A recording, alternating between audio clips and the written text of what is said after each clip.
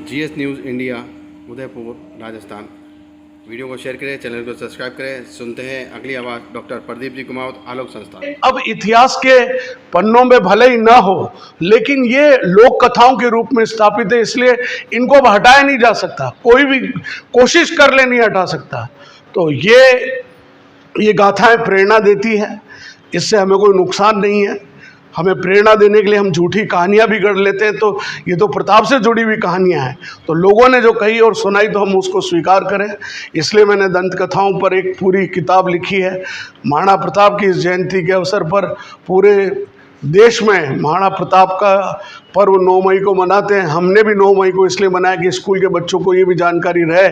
और ज्येष्ठ शुक्ला तृतीया के दिन महाराणा प्रताप जयंती मनाने के पीछे दृष्टिकोण ये कि प्रताप की सनातन संस्कृति के प्रति, इस भारत के स्वाभिमान के प्रति, इस राष्ट्र के प्रति, न इनके पास न तो कोई राजधानी थी, न कोई अपना जो धन था वो सुरक्षित कंदराओं में छुपा के रखा हुआ था। लोगों को यह लगता है कि प्रताप के पास पैसा, बहुत वैभव था, लेकिन चूंकि मुगलों के आक्रमण के कारण उस धन को इधर से उधर ले जाना संभव नहीं था, तो मायरा की गुफाओं में उस धन को छुपा के रखा गया। ऐसी और भी कई गुफाएं थी जहां पर सारे धन को छुपा के रखा गया। और जब धन की आवश्यकता पड़ी तो चूलिया गांव से कहते हैं कि 25 लाख नकद और अशर्फियाँ लेकर महामाशाह ने उनको भेंट की थी। तो हम सबको इस सारे प्रताप जयंती के अवसर पर हम सब लोग एक संकल्प ले सकते हैं कि दुनिया में मैं आपको अंतिम एक संदेश देना चाहता हूँ प्रताप के जीवन से कि अभिमान मत करिए। महाराणा प्रताप का स्वाभिमान स्वीकार करिए, अभिमान मत करिए। अभिमान और स्वाभिमान में महीन अंतर है। अभिमान ये कहता है कि मैं ही कर सकता हूँ, और स्वाभिमान कहता है कि हम सब कर सकते हैं। मैं तो कर ही सकता हूँ, लेकिन आप लोग भी कर सकते हैं। यह स्वाभिमान है, यही एक अंतर है। तो महाराणा प्रताप ने इस मेवाड़ के स्वाभिमान को कभी नीचे नहीं गिरने दिया। आइए हम सब संकल्पबद्ध होकर प्रताप की जीवन गाथा को जन जन तक पहुंचाएं। हमारी फिल्म भी देखें, हमारी किताबें भी पढ़ें, और बच्चों को स्वाभिमान सिखाइए, अभिमान मत सिखाइए। ईगो नहीं होना चाहिए। प्रताप का कोई ईगो नहीं था। चट्टान पे बैठकर दाल बाटी भी खा लेते थे, है ना। ये दाल बाटियाँ का भी इतिहास इसी तरह बना कि गोले बने हुए थे और वो छोड़ के भाग गए, और फिर अचानक फिर जब देखा कि वापस लौटे तो देखा कि वो बाटियाँ जो गोल रोटियाँ बनाने के लिए रखी हुई थी वो सिक गई, और फिर उनको खाया तो बड़ी अच्छी लगी। तो बाटी का इतिहास भी इस तरह युद्ध से जुड़ा हुआ है। तो खैर, आज प्रताप के इस विराट पर्व पर समस्त आलोक गुरुकुल परिवार की ओर से मैं आप सभी को शुभकामनाएं देता हूं। एक बार हम नारा लगाएंगे, जय राणा प्रताप की, जय राणा प्रताप की। जब तक सूरज चांद रहेगा, जब तक सूरज चांद रहेगा, महाराणा प्रताप की, महाराणा प्रताप की। वंदे वंदे भारत माता की, भारत माता की। वंदे। जब तक सूरज चांद रहेगा,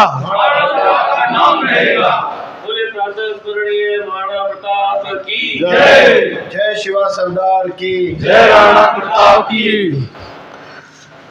महाराणा प्रताप की इस जयंती के अवसर पर संपूर्ण मेवाड़ में जिस प्रकार से 10 दिवसीय, कहीं 15 दिवसीय और कहीं 7 दिवसीय कार्यक्रमों का आयोजन हो रहा है, हमें गर्व है कि हम आलोक संस्थान के माध्यम से पिछले कई वर्षों से हैं। इस आलोक संस्थान के संस्थापक श्रद्धेय श्यामलाल जी कुमावत और इस संस्थान के हमारे संरक्षक वैद्य रामेश्वर जी की एक बहुत महत्वपूर्ण भूमिका प्रताप में रही।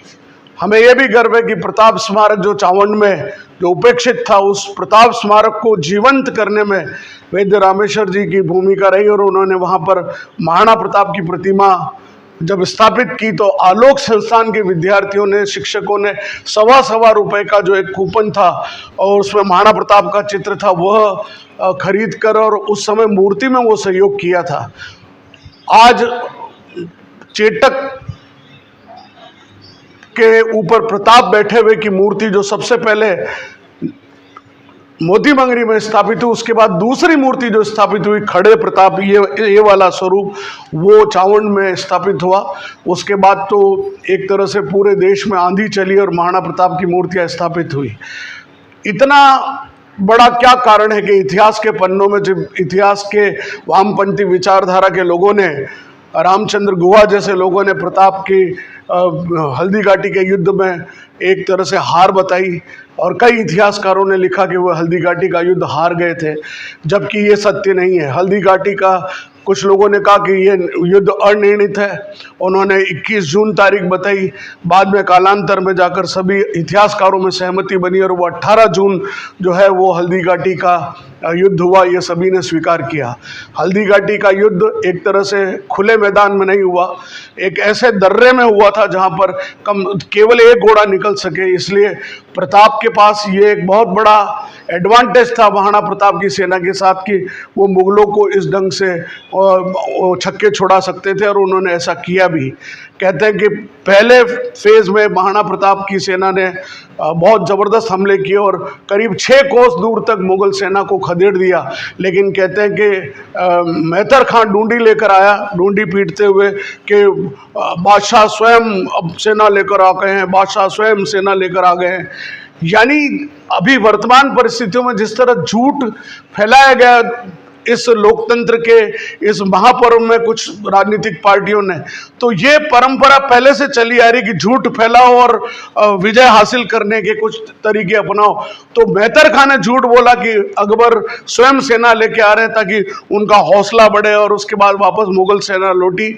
और कहते हैं कि जो हमारा जो एक हाथी था, उस हाथी पर जो है उन्होंने कब्जा कर लिया। अब रामशाह पे कब्जा कर लिया, उस हाथी का नाम रामशाह था, उस पे कब्जा कर लिया। तो अकबर ने उनकी जो मान सिंह की मजाक भी बनाई थी कि बड़े तुम पकड़ने तो गए थे शेर प्रताप को और खाली हाथी पकड़ के लिया है। तो कहने का मतलब ये कि इतिहास के पन्नों में कई सारी बातें जिनको बाद में कालांतर में शोध की गई, ऐसी अनेक दंत कथाएँ भी मौजूद हैं। और हमारा सौभाग्य कि हमने उदयपुर में एक मेवाड़ में इस माटी का कर्ज चुकाने के लिए हमने महाराणा प्रताप पर फिल्म बनाई, और हमारी पहली ऑथेंटिक फिल्म है। तकनीकी दृष्टि से भले ही वो कमज़ोर लोग मानते हो, लेकिन कंटेंट वाइज मैं समझता हूँ वो इतनी स्ट्रांग फिल्म है कि उसको सबको देखनी चाहिए। वो OTT प्लेटफॉर्म पर उपलब्ध है। कुछ दंत कथाएं जो मैंने शोध करी और उसकी एक किताब में बनाने जा रहा हूँ।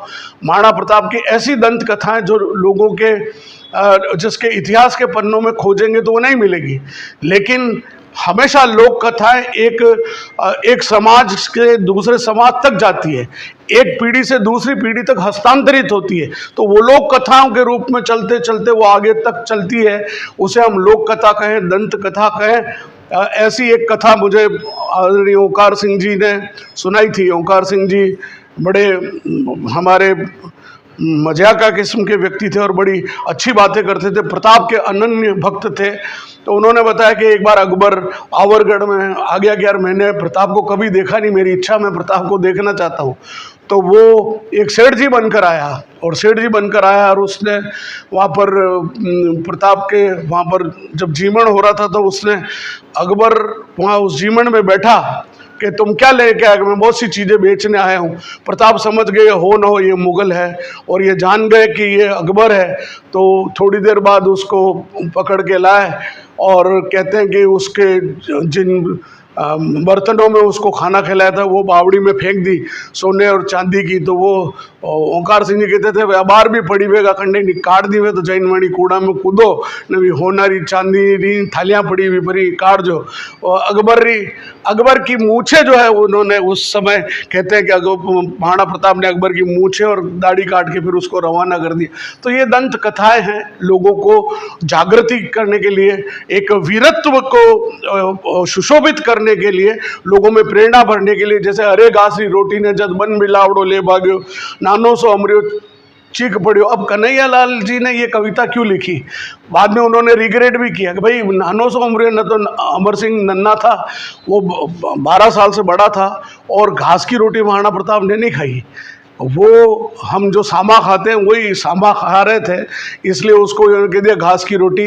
लेकिन ये अब इतिहास के पन्नों में भले ही ना हो, लेकिन ये लोक कथाओं के रूप में स्थापित है, इसलिए इनको अब हटाया नहीं जा सकता, कोई भी कोशिश कर ले नहीं हटा सकता।